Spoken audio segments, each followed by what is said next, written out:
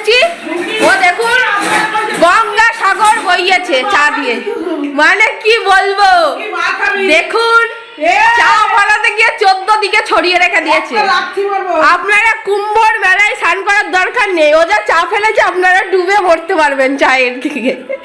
দেখুন আপনারা চা ফেলে ভর্তি করেছে, কুম্ভর মেলায় যাওয়ার দরকার নেই, আমাদের বাড়িতেই চলে আসুন, এখানেই ডুব দিয়ে আপনারা স্নান কেন মরেও যেতে পারবেন।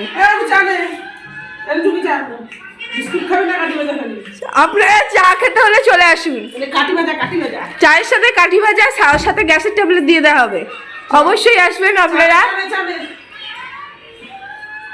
দেখুন ডায়েটের রহস্য, ওর সৌন্দর্যতার রহস্য, কৌটো নিয়ে বসে গেছে, মানে কি বলবো আর, ওর কোনো ইয়ে নেই, কৌটো নিয়ে বসে পড়েছে।